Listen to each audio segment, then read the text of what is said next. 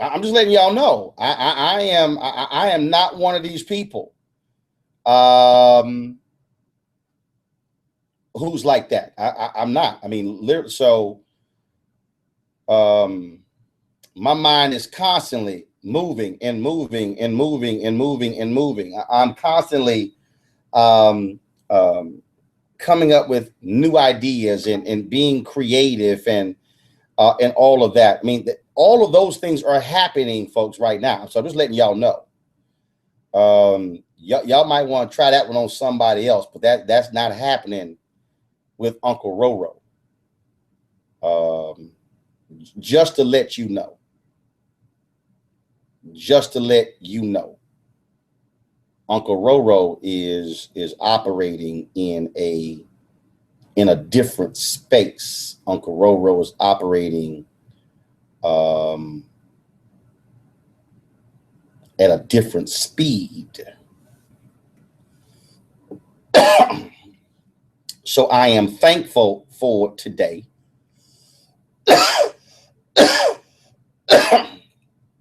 I am thankful for this day. Um, Today is my 48th birthday. Yesterday, my brother, um, he turned 49. On Saturday, his son, Christopher, my nephew, he turned 9. I believe Christopher's 9. So we are back to back to back. A Scorpio trifecta, if you will. So it's always great just to do so. And so want to give all of them a shout out. All of us, see, we Valentine's babies.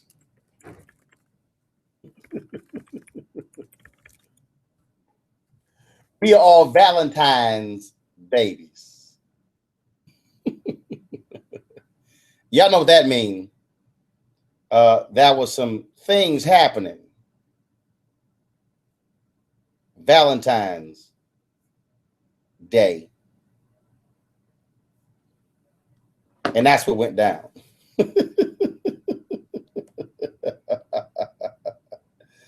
Oh my goodness. That's what went down. That's what went down. So just so y'all know, uh, but it's all good. It's all good. Let me get to the task at hand. I've been talking about this election. I have been talking about what it means. I have been talking about what we are facing, what we are dealing with. I have been going through these things, and what I want people to understand is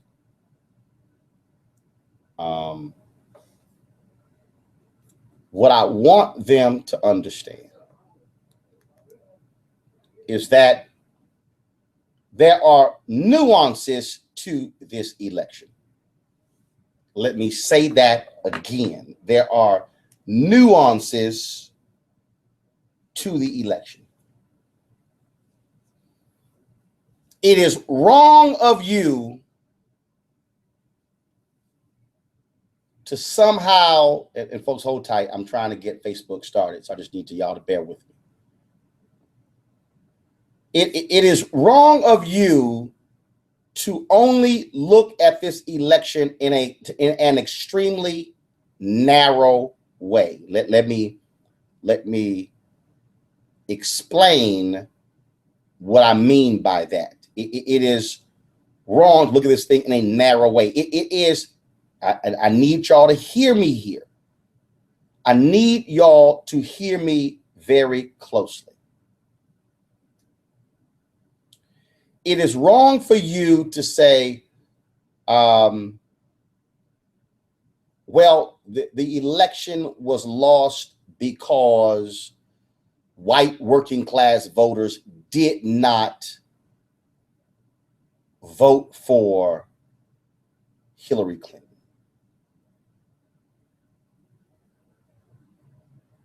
That is incorrect. That is incorrect. Because if you go in and examine this race, what you will discover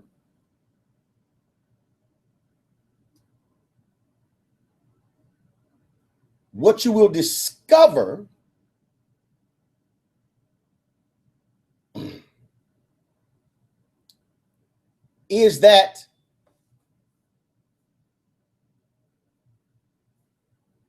white educated women, white educated men also did not support Hillary Clinton. A majority supported Donald Trump. I need y'all to hear me.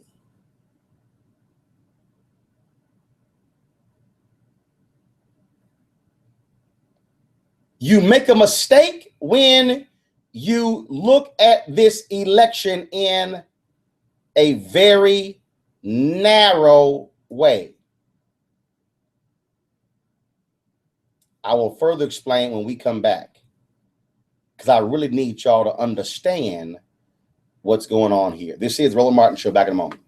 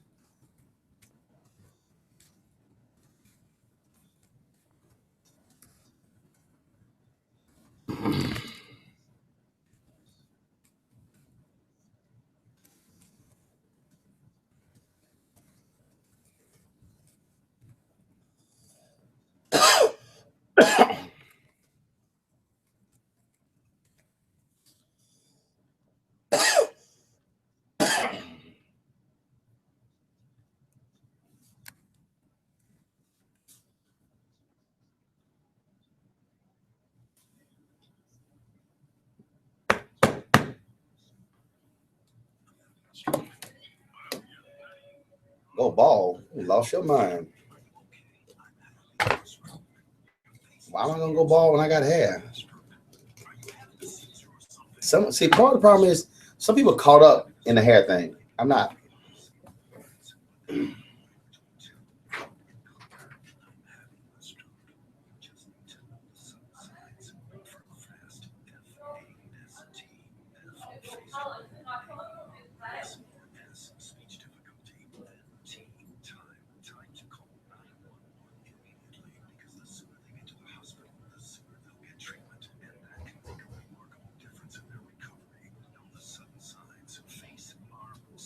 Run, Forrest, run.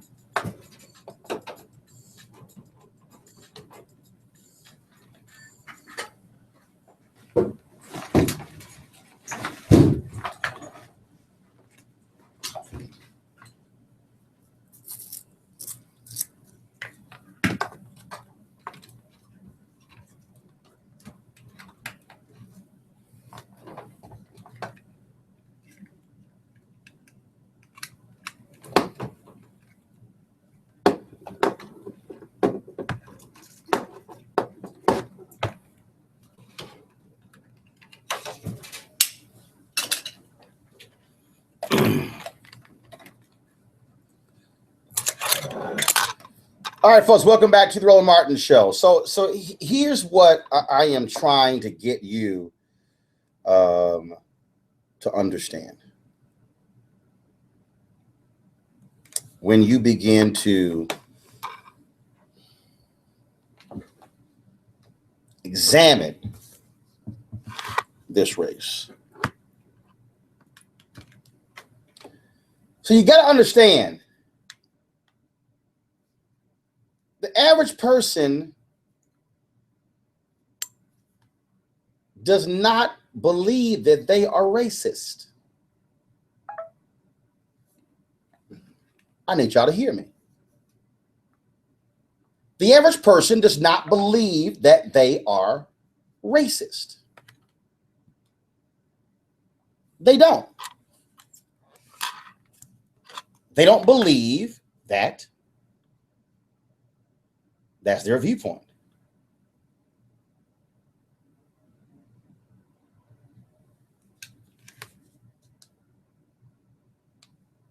That's their viewpoint. So they're basically saying, well, I don't, that's not how I feel. That's not me. Those are not my feelings. That's not my perspective. They don't think that. Do y'all understand what I'm saying? So when you say, oh, you voted for a racist, they're going, no, I didn't. How dare you? How dare you call me a racist? I'm not a racist. Not me. Oh, no, you didn't. Oh, no, you didn't call me a racist. And so you have this battle going on where folks are like, well, yes, you are, because y'all got to understand something.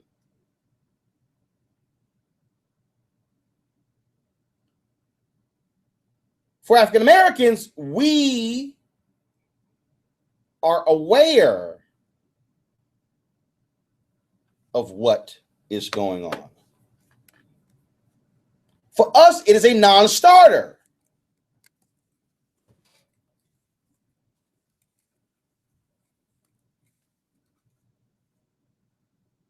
Not the case for others.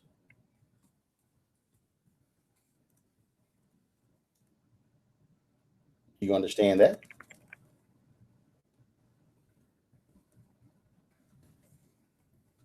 And so folks are like, oh, well, yeah, man, I heard those things he said, but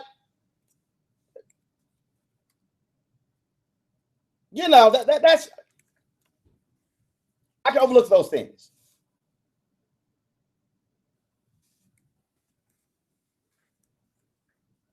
Do you understand my point?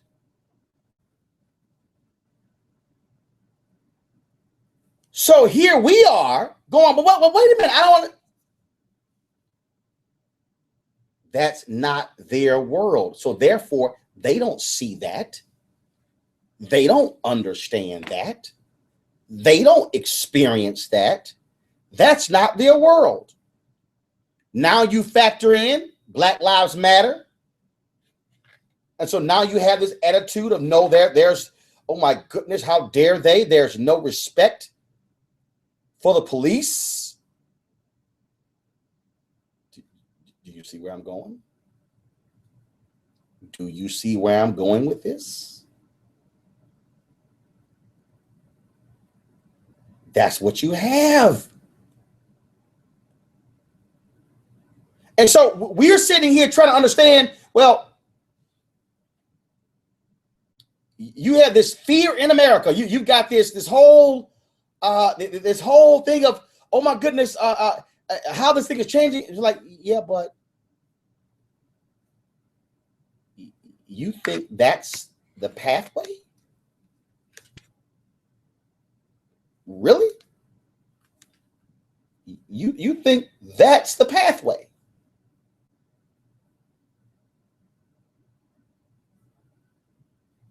And so now you are left struggling.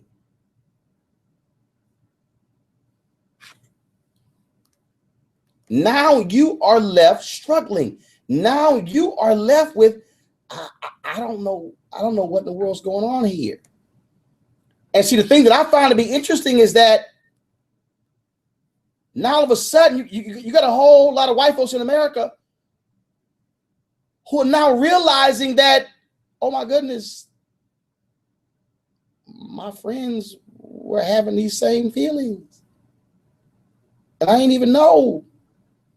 You got folks unfriending each other and on Facebook, and now folks are breaking up. They don't know what to do. Some of us just sitting there shaking our head, saying, that's what's happening.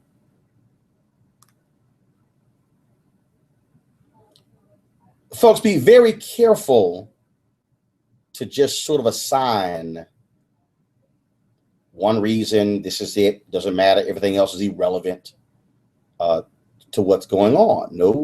No, that is not wise. That's not wise. And that's what's going on. This, come in.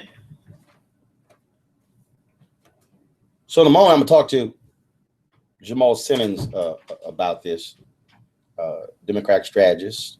You've seen him on television. You've seen him talking about this issue. And I'm telling y'all, it's very interesting the times we live in.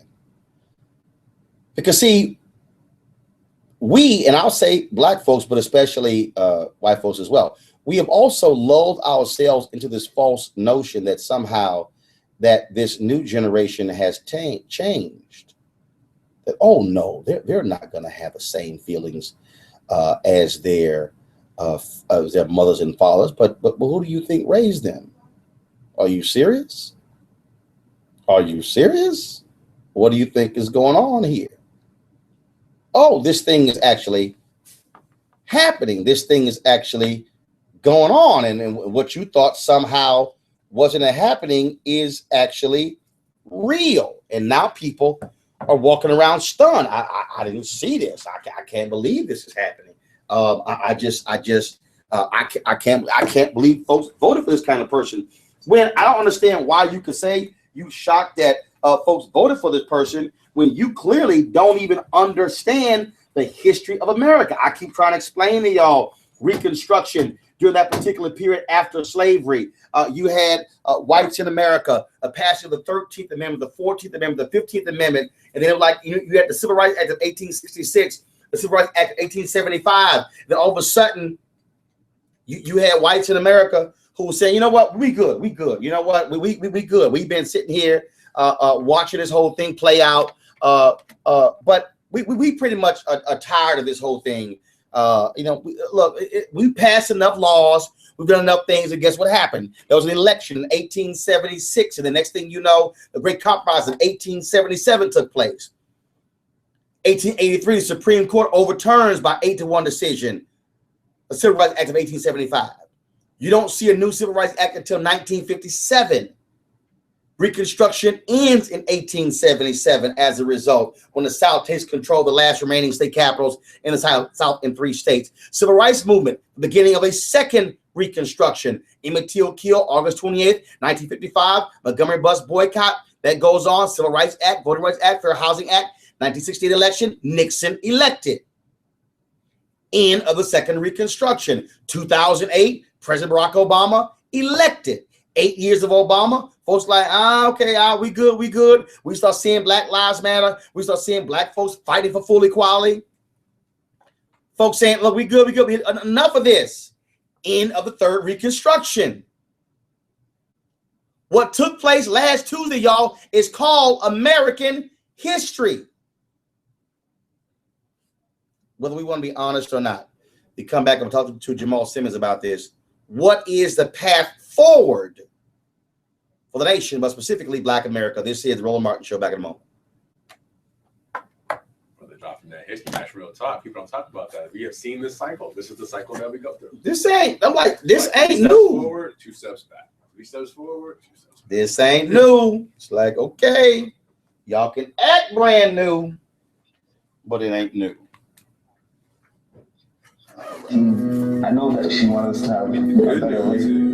The way she saw things going, it wasn't a good environment to raise a kid. Majority of people in the country. The fact that she did that just shows how strong of a woman my mother is. To just be given a chance to be who she wanted us to be. Expression played a role in it.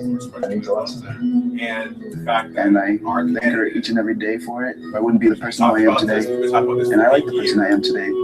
I've learned that love is what makes people who they are. I heard that love helps you to understand. Without love, you can't know nurturing.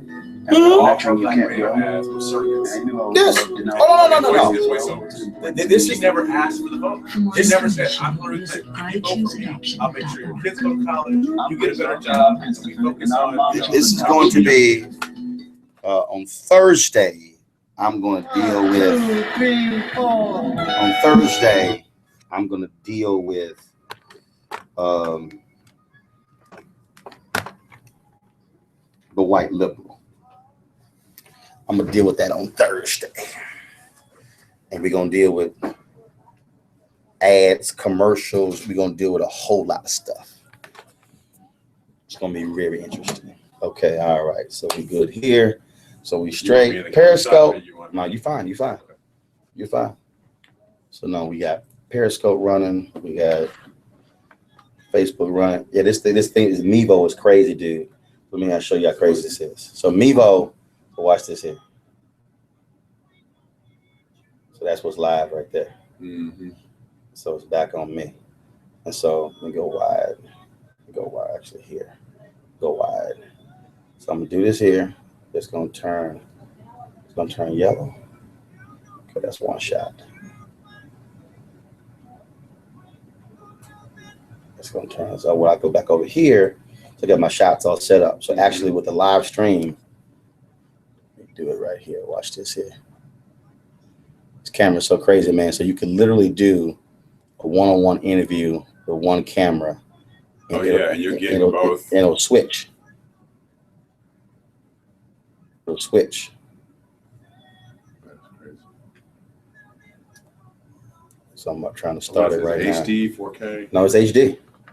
And so what happens is, so you see we're live right now. So I switch here. You're going to see it switch to me.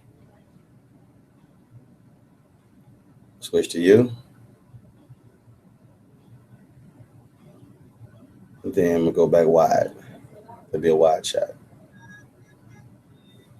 So this camera here, you can preset 9 shots, and you can just sit here, switch. That's how crazy it is.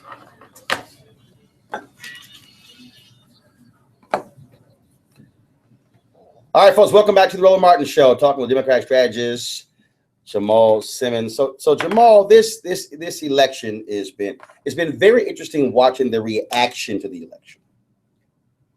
And all the deep dives, and all of a sudden people are saying, oh, but it was all white middle-class worker. So I want to start there. And here's what I find to be interesting about that.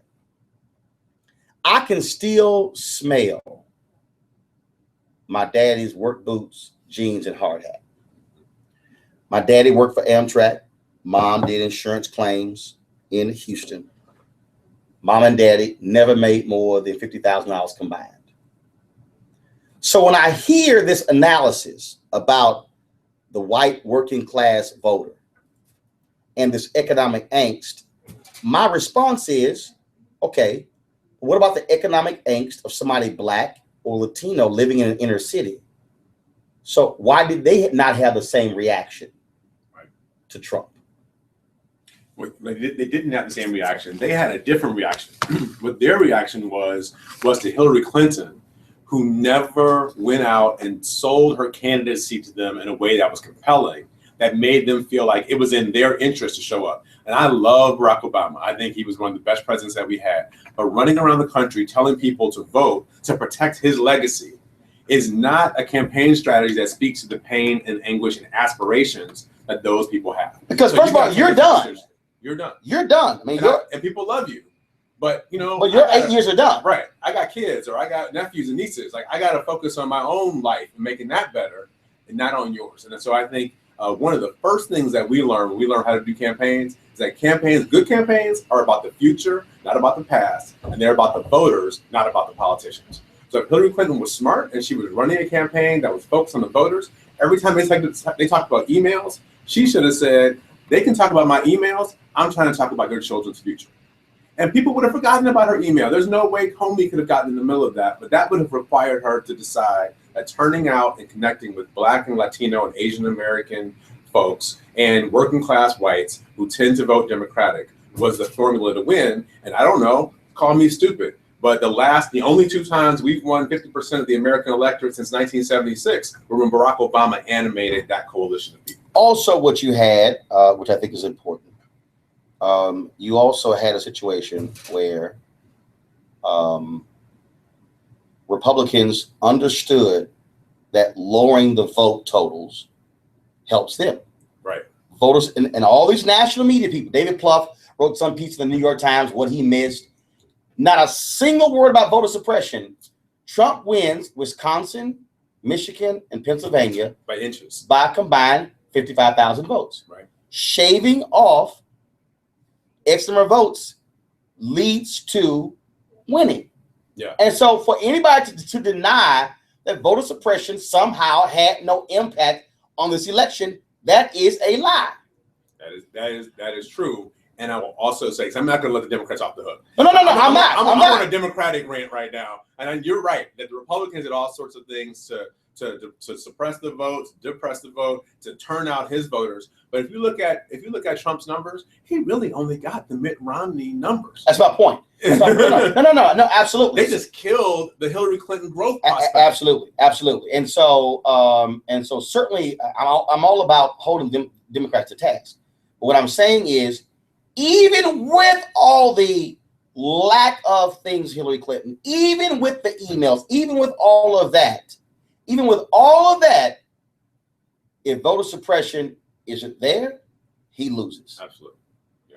And the reason I keep hitting that, because the problem I have is national media wants to act as if that was totally irrelevant. Mm-hmm. And my problem is, if you leave that out of the equation, you will try to leave it out again come 2020. And here's the strategic point that were your point and mine combined, which is if you decide that people of color are the difference maker to your election, you will do everything as a national party to make sure they have the best access to the ballot, and we're going to make sure that they show up. And nobody decided that people of color were the difference maker. Therefore, they focused on white women who are traditionally not suburban white women who hated Hillary Clinton in every poll and are traditionally not voting for Democrats already. They decided to focus on them, and they lost. And with the uptick in white men, a hold the line with white women, and a fall off among people of color, you get a president-elect Donald Trump. They chose to spend an inordinate amount of time and money and resources on trying to turn out those white women, when Cornell Belcher was telling them over and over and over again. He said it on TV One. I had him on the Tom Joyner Morning Show. He said, if you know for a fact that you can turn out Black people, Latino, young people, put your money where you know you can turn them out, not chasing a mirage. Right. And this is, we went back to the John Kerry, Al Gore, Walter Mondale strategy of Democratic politics, and we ended up with the same kind of results. Hillary Clinton actually got, I think, about a point less than John Kerry got in 2004 among African Americans. That's sick. As a successor to Barack Obama, with Barack and Michelle out there and her, that is sick that we couldn't beat the John Kerry numbers. And one of the points you talk about Democrats, I made this particular point, and that is, if you look at, did she visit any HBCUs in Florida? Right. What HBCU, and I'm talking about rallies held, not dropping by the homecoming, but I'm talking about making the effort, because here's why that matters. Because the Republicans They moved early voting locations off of every HBCU. They moved them off of the campus of Duke University because they understood how to shave the ballots. I mean, that was there. And so what happened in North Carolina was pure voter suppression. That was real. That was real. That's right. The other thing is this here, I think, when you begin to, it's been interesting looking at all these people who are going after it. And they say, well, no, you can't call these voters racist because a lot of them switch from Obama to Hillary Clinton. But here's the point that I keep making to people on this whole deal when they say that. One, it's very rare you will hear me call somebody racist. It's very rare. Because, and I was texting Van Jones this weekend, when you call somebody racist, what ends up happening is the conversation then becomes, I'm not a racist. Right. Yes, you are, as opposed to the issue that we are discussing. The substance of what's at stake versus the language that we're using. And that's where we are. Right. Anytime this comes up, it leads to a debate about, oh, I'm not, as opposed to, no. This is the issue at hand or the undercurrent. And so, and how race is playing a role in your vote subconsciously. And I keep saying this, and this is not letting anybody white off the hook. There are a lot of white folks that I'm not racist, but they are in denial about how deeply embedded race is in the consciousness and in their DNA. And they may not be racist, but they are now in cahoots with the racists. They are now doing business with somebody who has banked his entire electoral prospect in his government on a group of people who think that white is right. And let me just tell you, I don't know about your family. My family's been here since slavery. So for most of my family, we've been here longer than the Trumps. We've been here longer probably than the Breitbarts. We've been here longer than a bunch of other people. And so for most African Americans, where are we going? Who are we taking the country back? Back from who? We paid in advance, right? My family paid in advance, and we have every right to be here to make sure. I think the same is true with a bunch of Latinos in the Southwest. When America moved its lines over them, a bunch of people from Asia who got brought in here to work on the railroads. I mean, there are people who have been Native Americans who've been here before any of us got here.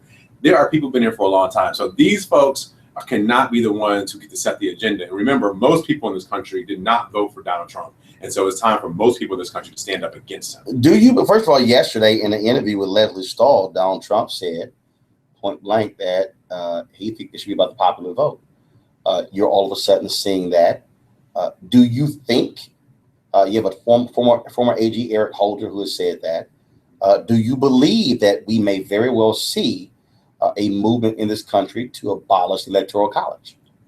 We may see it. And there's a group called National Popular Vote that has been up to this probably since 2004 or 5. We try to help them out a little bit.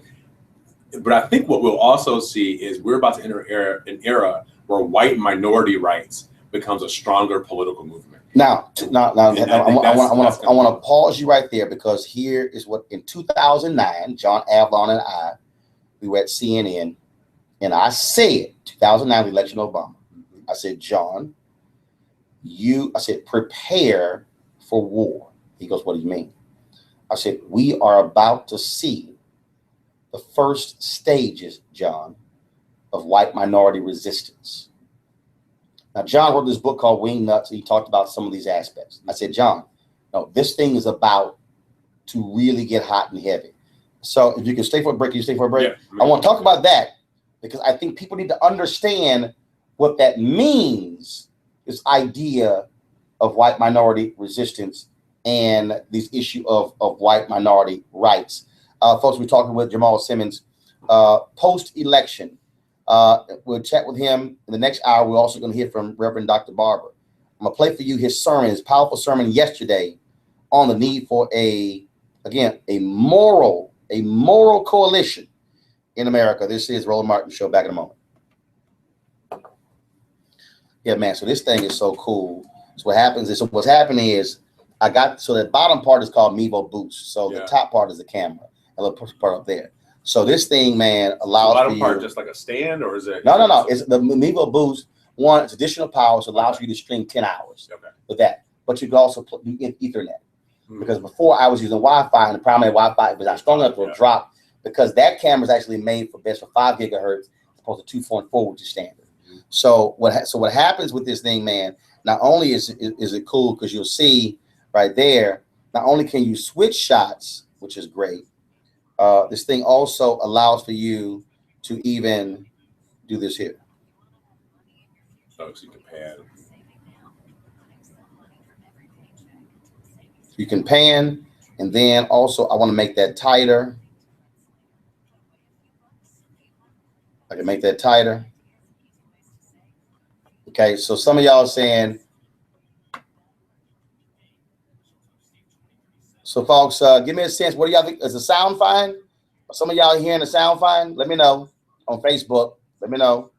Somebody said sound is very low. Pump up the volume. So what happens is this thing here. So that's the mic for the. Yeah, that's the mic that's on here. Yeah. That's the mic that's on here. So I can move this closer to us. So they probably. So can y'all hear? Y'all hear us better? Somebody said I can hear fine. I hear the sound. Okay. So that's the deal. But what's also great about this thing here. So it's almost like a GoPro camera where it has that wide lens on this guy. It's not the fisheye. It's still. Yeah, but it is. So it allows for you to stream the Facebook Live and live stream. Because live stream creates this. Livestream.com is the creator of the Mevo. So they created that.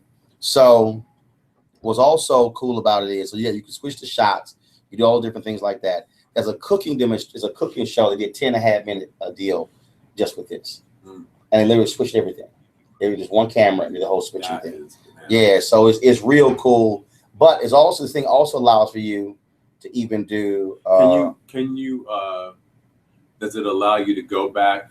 Like, is it recorded somewhere? Yes, so you can go back and like re-edit it into new programming. So what it's doing right now? So the deal is it records in the quality that you're streaming. Mm-hmm. So right now I'm streaming in medium. You do low, medium, high, or HD. Mm-hmm. So if you now obviously you're streaming in HD, you know it may break up or whatever. So I'm streaming in medium right now. But if I was streaming in HD, it's going to be recording in HD.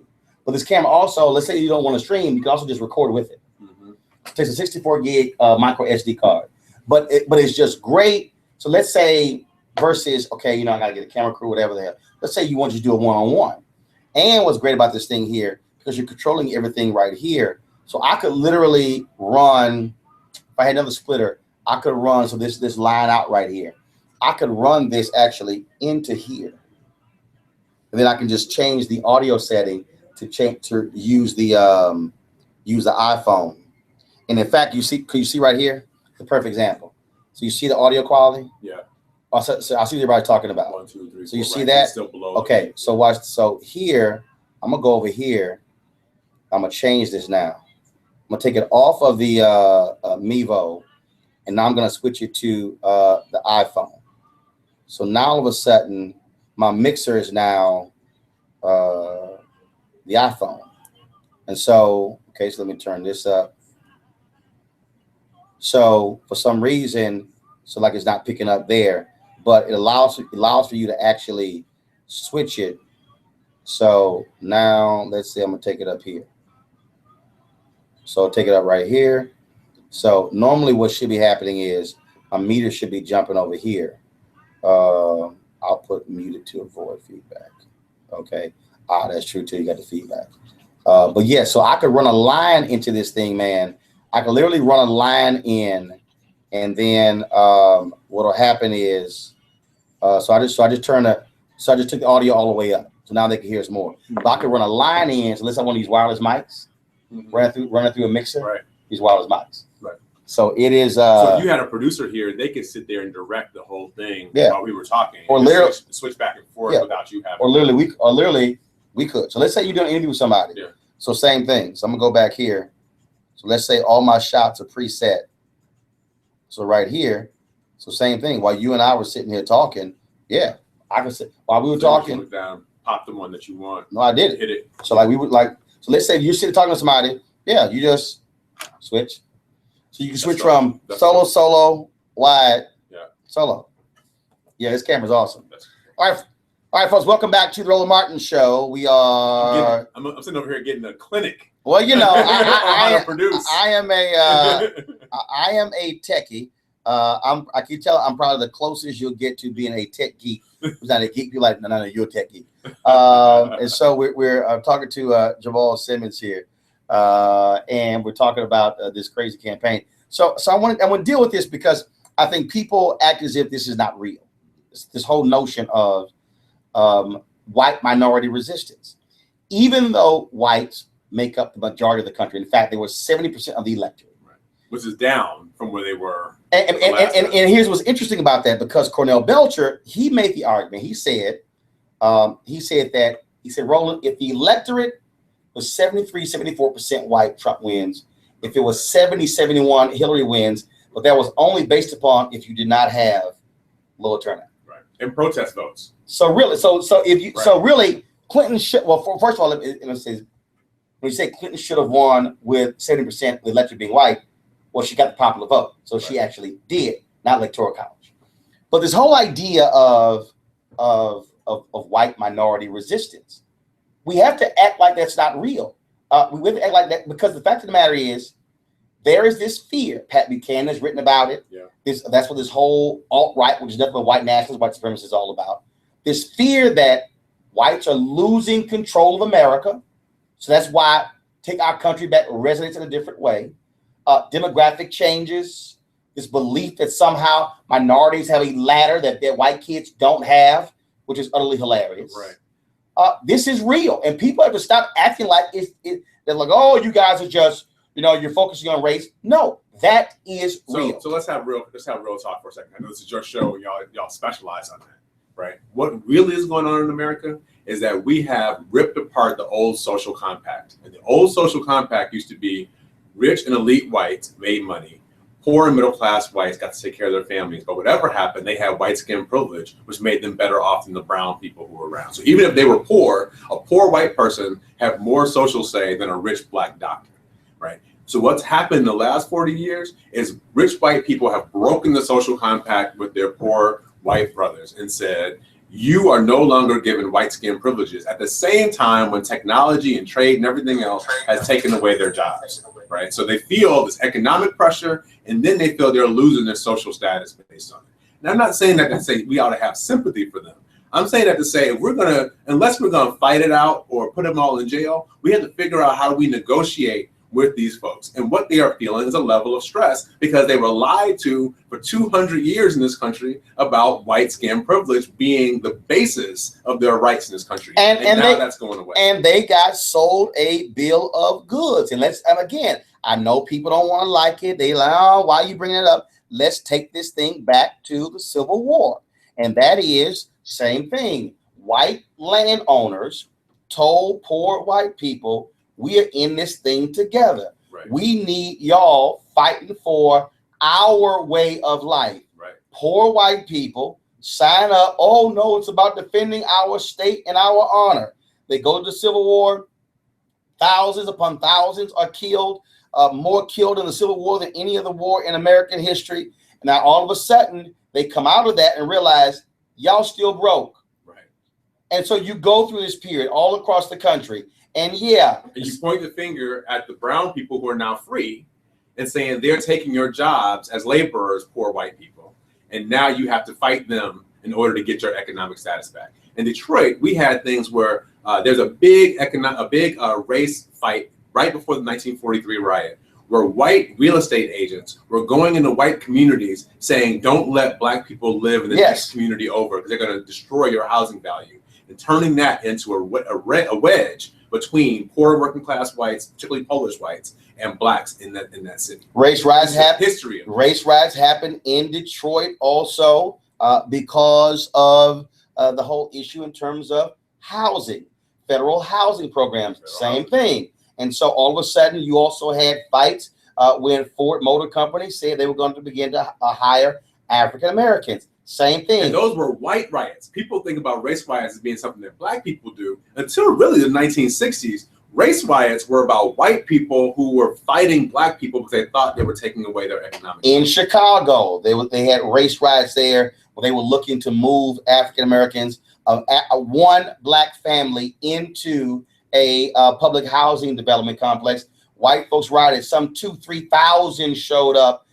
And they forced that black family out. Same thing. And so And these were it's economics at the root, with white skin privilege as the gasoline on that fire.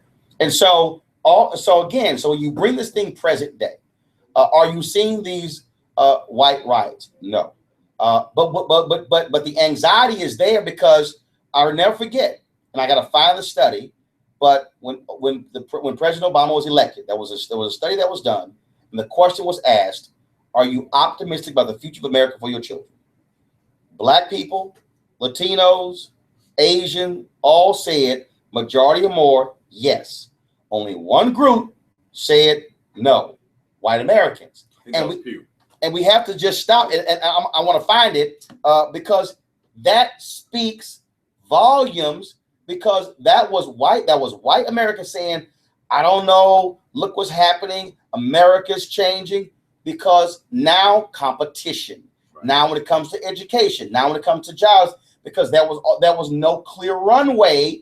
That was the case for white families in the 40s, 50s, and 60s, where frankly, we couldn't even work in these places. Right. And the new enemy in this are our brown brothers and sisters who are coming across the border to try to get enough jobs, enough money to pay and take care of their families. And they're being enticed across the border by major American corporate interests and real estate developers like the president-elect, who wanted cheap labor to work in their sites. Right. And so now they're pointing the finger at those guys instead of the people who are on Wall Street and the people who have been doing this, who are actually taking all the economic benefit from making these choices. And so here's what's going to happen, whether people want to be honest or not. White middle America is in for a rude awakening. The jobs ain't coming back. Right. They're not coming back. You simply do not have a situation where there's a plant or a major employer in this small town or this mid-sized town that people don't understand. That plant, folks, worked there. That plant is what paid for the local coffee shop. Yes, the real estate office. Right. Take your pick. Now all of a sudden, that plant, that coal plant, that textile, that milk, it's gone. That means that the coffee shop is gone. The restaurant is gone. The general store is gone. The hardware store is gone. All of that is gone. So all the ancillary jobs that came a result of that particular plant or military base, because Molly Ivins wrote about this in the 80s, when they had all the economic upheaval, when they passed the first bill against illegal immigrants in California, she said, y'all understand, your life has changed because the military bases are being shut down. And defense bills are Republican jobs programs. That's why Donald Trump's talking about building these aircraft carriers and all this stuff. That's how Republicans spend money to give money to their people to create wealth in their community. And so what's going to happen is, and I can say this, you're already seeing it. Carrier announced they're going to move 2,000 jobs out of Indiana. Jobs going to be lost out of St. Louis as well. There's nothing Donald Trump will be able to do. Nothing, zero, zilch, to keep these jobs. And what's going to happen is these white working class voters are going to wake up and realize we got conned. You know, the number one job in about 34 states in America is truck driving. Truck driving is the number one job for many people. And what happens in 10 years when Google automates, when we have automated driving for trucks? That's the first place people are looking at automated driving. So we have to, there's trade, that's an issue. But who's fighting the software fight? And I don't know that we are. The question is, how do we build an economic structure that allows for all the software and robotics that's taking place, and people still have a chance to compete and have middle class or working class lives? And nobody, Hillary Clinton didn't talk about it, Donald Trump didn't talk about it, but we are moving into a whole different era. I think the path forward for Democrats, they're going to have to be, y'all, I can't stay here in front with y'all. I ain't going to lie to y'all. I can rail on trade all day. But I'm letting y'all know these jobs are not coming back. And so this all that red you see, all of those rural towns and away from the big cities, you can play. Joe Scarborough can talk all day about the elites, the coastal elites. Well, I live here, but I ain't from here. Right. I'm from Houston.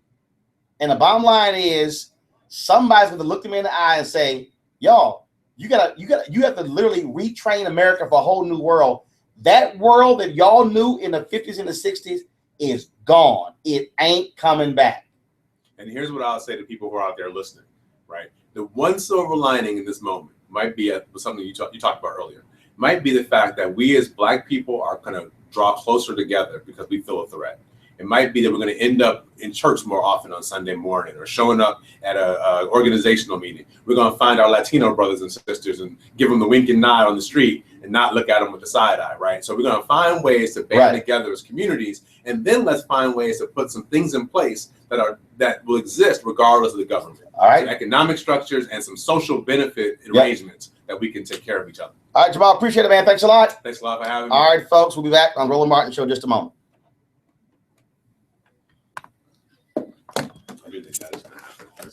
Oh yeah. Oh no. It's like, you know what? We can't count on them. No. That's exactly what's going to happen. And I'm telling you, this was the greatest wake up call for white progressives.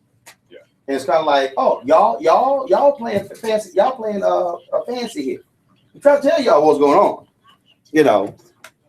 And let's put some money. I mean, part of this now is going around to billionaires and philanthropies and saying, all right, now we have to put money into more grassroots and well, it's very interesting because what's going to happen is we have control. Take this opportunity to discover how you can live your life on your terms. You and only you can turn a corner in what's happening in your life and make the change for the better. Fulfill the art of joy and balance living with Dr. Jackie Hood Martin. Available today at www.jackiehood.com.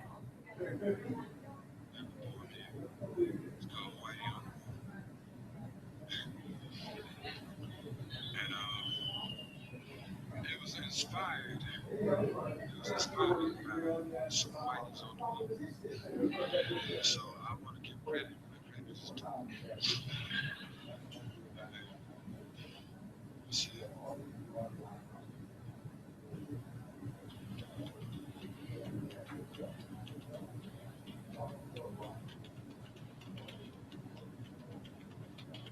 A rat done bit my sister Nell with Whitey on the moon. Her face and arms began to swell, and Whitey's on the moon. I can't pay no doctor bills, but Whitey's on the moon. 10 years from now, I'll be paying still while Whitey's on the moon. You know, the man just upped my rent last night, because Whitey's on the moon. No hot water, no toilets, no lights, but Whitey's on the moon. I wonder why he's upping me, because Whitey's on the moon. Well, I was already giving him 50 a week, and now Whitey's on the moon. Taxes taking my whole damn check. The junkies make me a nervous wreck. The price of food is going up. And as if all that crap wasn't enough, a rat done bit my sister Nell with Whitey on the moon. Her face and arms began to swell, and Whitey's on the moon. With all that money I made last year for Whitey on the moon, how come I ain't got no money here? Whitey's on the moon. You know, I just about had my bill of Whitey on the moon. I think I'll send these doctor bills. Air mail special.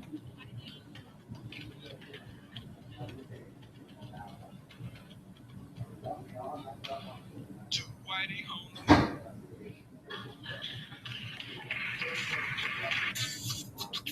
It's time to get back to the issues that matter. Let's get back to the Roland Martin Show.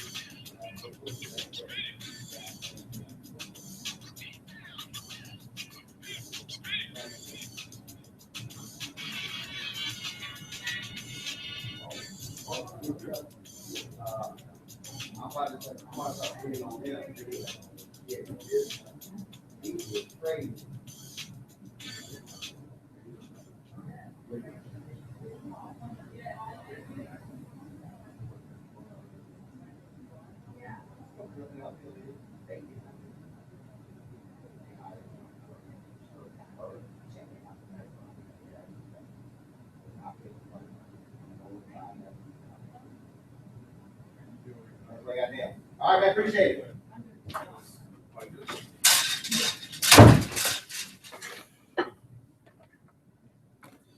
All right, my folks, welcome back to the Roland Martin Show. This is, first of all, we've been having some great conversations here, trying to, get folks straight, educate some people, trying to get them understanding of what's going on these issues. This is all quite interesting. It's all quite interesting as you begin to talk about what's happening here. And I know somebody's like, oh my goodness, I can't believe it. You're focused on those things. But folks, I'm not interested in having these fake conversations. I'm being very serious. I'm not interested in having these fake conversations. I'm not interested in us acting as if what I'm talking about isn't real. I want us to understand that this is real. I want us to understand that what we are facing right now in this country, when we talk about these issues, we are talking about a racial divide that is real, that exists. We can act like it's not real, but we're not going to play that game. There are people who are saying, well, I think by you doing this, you're playing racial games. No, I am talking about what is working. I'm talking about what is real. I'm talking about how do we get people to understand these things are happening. You are about to see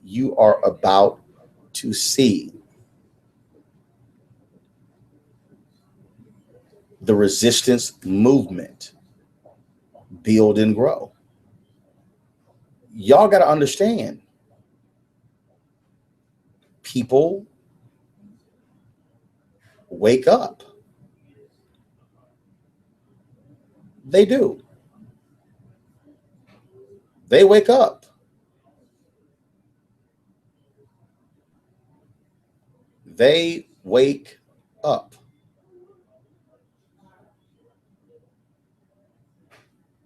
They wake up. And here's the piece, I keep telling y'all, I don't mind that. You don't have to, if you think that I'm lying, okay, no problem. I want you to go back and go to CNN.com, and you can pull up columns I wrote about the Tea Party, where I said I had no issue with the Tea Party stepping out there and protesting. I said the Tea Party, they were practicing their First Amendment rights. They were doing what they felt was necessary. And I said, I have no issue with that. But don't stop me from protesting. Don't stop me from letting my voice be known. Don't stop me from being willing to challenge people. And that's one of the points. And what you're going to see is you're going to see more of this. I believe that for the first time, you are going to see, for the inauguration, you are going to see the largest civil unrest that you've ever seen. Let me say this again. I believe that you are going to see economic boycotts. I believe you're going to see people withholding their dollars. These things, and there's no doubt. David, what's going on? White nationalist? Yeah, David Korn. Come on, David. David, I understand. I just saw you on television, David. David Korn, y'all, is livid. You hear him right now. Hey, I gotta ask you, David. It is very interesting to me how we're looking at people in the media. How they, first of all, y'all, David Corn, Mother Jones. You see him on MSNBC. David, why are members of our profession afraid to actually say what's on their mind and with regards to Steve Bannon? What's going on? You know, there's this normalization process underway where a lot of people in the media want to treat Donald Trump as just another candidate who won, and to put to the side his bigotry, his prejudice, his inflammatory remarks, his admissions of criminal conduct in terms of sexual assault, and appointing Stephen Bannon at the same time while going on 60 Minutes and saying people don't really know him. Well, you can know someone by their words, which are kind of fungible, or their actions, which are not fungible. And Stephen Bannon, for the viewers who don't know this, is an ally of white nationalists. Now, it sounds hyperbolic to say this. This is why it's tough, I think, for the media to do this, because we're not used to reporting on people this way. Right. And it sounds like, when I say that, I'm being hyperbolic or I'm being conspiratorial. But it's not the case. Stephen Bannon, who was the head of Breitbart News, told reporters that he wanted Breitbart News to be a platform for the alt-right. The alt-right sounds like kind of a fun name, actually. Right. Like alternative indie rock or something. But it's actually a far-right movement that is more conservative than conservatives, but it's also racial. And how do we know this? Well, if you go to Breitbart News itself, there was a story not too long ago that the leading ideological figure in the alt-right movement is a fellow named Richard Spencer. Richard Spencer, doesn't hide what he is. This is kind of what's amazing. He did an interview with Mother Jones not too long ago, and he said that his goal is for a white America. He says he doesn't hate blacks or anyone else. He just thinks whites should be on their own, and he would love it if African Americans and Hispanics just went back to where they came from, and we'd have a white America. And he says this explicitly, not in code terms. He wants this to be a white state. And so you don't have to draw too many lines between the dots here. Steve Bannon says he wants to give the alt-right a platform. The alt-right intellectual author, the guy who created the term, says he wants a white America. So does that not make Steve Bannon at least an ally, if not a white nationalist, or if some people want to call them white supremacists? I literally had a conservative radio talk show host tweet me on yesterday, and he said, "Oh, the alt-right doesn't exist. You guys made that up." And I said, "It's Joe Pagliarulo." I said, "Joe, I've known you." I said, I literally muted Joe on Twitter.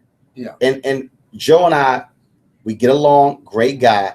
I said, but Joe, for you to be in absolute denial about the alt-right as if they don't exist, you are nuts.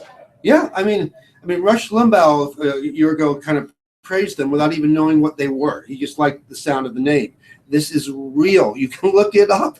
And, I was just asked on MSNBC by our friend Tamron Hall, how come Republicans aren't, saying anything about the Steve Bannon complaint? Right. And I think they're either in denial or they're chicken, is what I said on the air. I think a lot of them just aren't clued into this. I mean, this is, you have these movements. And they're saying nothing. I mean, literally, it's not, look, you got differing viewpoints and you've got Ryan's Priebus there. It's like, wait a minute, this guy's a white nationalist, period. Yeah. I mean, to me, that should be the end of the conversation. The ADL has spoken out against him. The Southern Poverty Law Center. I wonder, will we see AIPAC?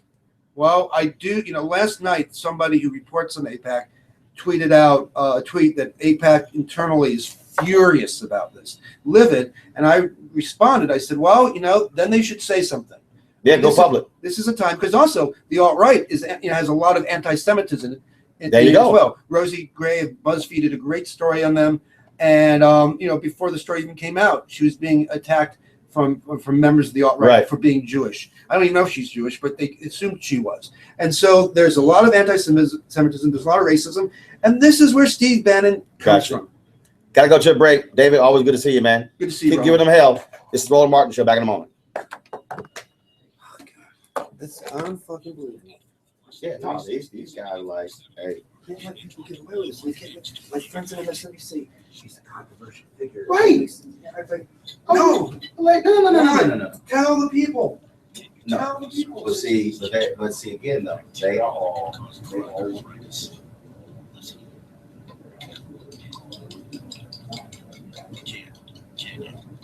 You can't see it either. Wash surfaces, utensils, and hands frequently with soapy water while preparing food, especially when handling raw meats or eggs. Raw food may contain bacteria that can make you very sick, or worse.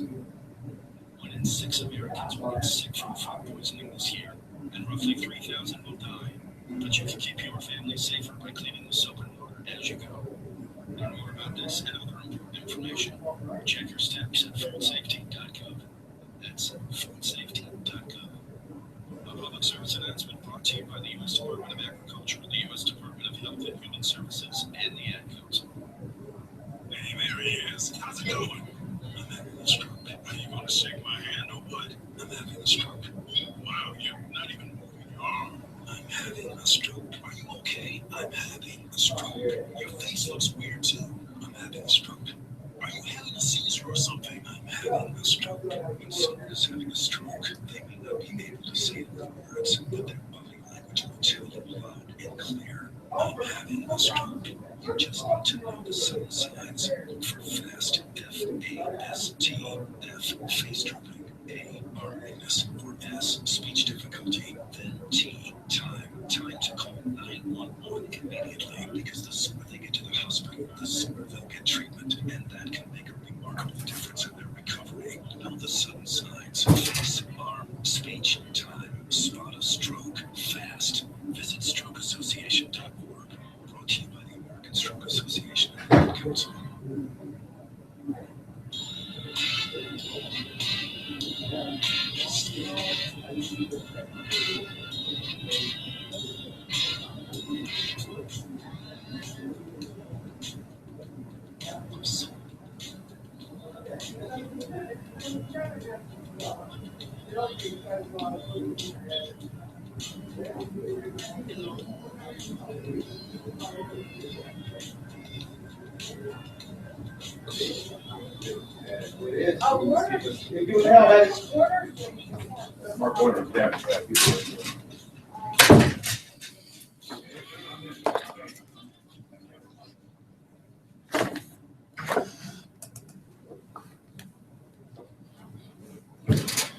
Okay, I don't know what in the world has happened with my YouTube. I've lost my picture. Okay, YouTube, I'm going to restart you guys.